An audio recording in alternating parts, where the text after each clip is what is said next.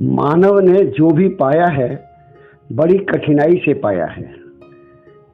प्रियजनों, आज मानव की जो इतनी तरक्की, इतना विकास हम देख रहे हैं, यह एक दिन की उपलब्धि नहीं है। हजारों हजार साल लगे हैं, तब मानव सभ्यता यहाँ तक पहुँच पाई है। सबसे पहले मानव जंगलों में, पर्वत की गुफाओं में नंगा रहता था। जीवन के संसाधन उसके पास थे ही नहीं। जाड़ा, गर्मी, बरसात, मौसम की मार से बचने के लिए प्राकृतिक संसाधन ही उसका एकमात्र सहारा था। वही पेड़ों की खोह, वही गुफाएं,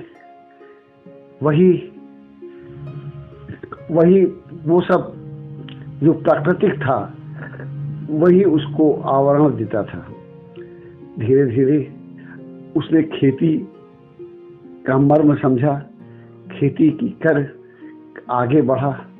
खेती करने के लिए उपयुक्त भूमि उसे नदियों के किनारे मिली। वह नदियों के किनारे खेती करने लगा। अपनी आवश्यकता अनुसार उसने ग्राम का विकास किया। फिर आगे आके श्रम विभाजन को सीखा और बड़ी ही कठिनाई से आज की स्थिति तक पहुंचा है। यहाँ तक आने में अगर उसने सहयोग का पाठ, त्याग का पाठ न पढ़ा होता तो संभवतः यहाँ तक वो पहुंच ही नहीं पाता, क्योंकि अकेला मानव बहुत कमजोर है। वो जीव जंतुओं द्वारा ही मार दिया जाता। फिर प्राकृतिक आपदाओं को भी झेलना इतना सरल नहीं था। मानव की सबसे बड़ी शक्ति उसके समूह में थी, समाज में थी, एकता में थी। किंतु सब कुछ पा लेने के बाद आधारभूत इन बातों को मानव अपने स्वार्थ, अपने नासमझी और भी तमाम ऐसे कारण हैं जो सूक्ष्म हैं, उन कारणों से वो अपनी अच्छाइयों को भूलता चला जा रहा है। बहुत दिनों से ये हो रहा है। जब जब भी हमारे ऊपर आपदाएं आई हैं, अगर वो प्राकृतिक आपदाएं नहीं हैं तो उनका ताना बाना हमारा खुद का बुना हुआ ही रहा है। अगर हम ये कहें कि उन आपदाओं का बीज हमने ही बोया था, उसके अंकुरित पौधे को हमने ही सींचा था, तो ये गलत नहीं होगा। यह बिल्कुल सही बात है।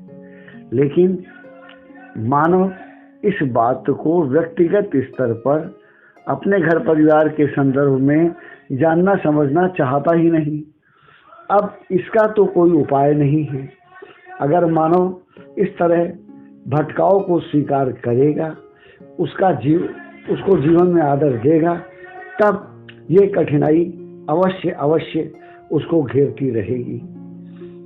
यहाँ हमारा कहना इतना है कि जो वस्तुएं, जो स्थितियाँ, जो स्तर हमने बहुत ही मेहनत से, बड़ी ही कठिन परिश्रम के बाद पाया है, उसका सदुपयोग करें। उस पे इतराएं नहीं, उसे अपने हाथ से जाने न दें और पकड़ कर रखें। तभी हम और आगे जा सकते हैं और आगे की प्रगति कर सकते हैं। अन्यथा जब हम पीछे की प्रगति को संभाल ही नहीं पाएंगे, सिर्फ आगे बढ़ने का प्रयास करेंगे, तो अंततः हम चूक जाएंगे और बहुत सी समस्याओं से जाने अनजाने घिर जाएंगे। ऐसा न हो, इसलिए हम आपको सचेत करना चाहते हैं।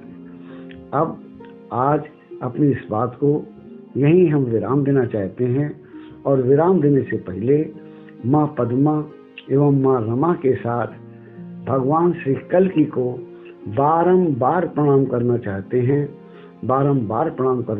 हैं और इस प्रार्थना के साथ कि भगवान सबका कल्याण करें। हम आज की बात समाप्त करते हैं। धन्यवाद।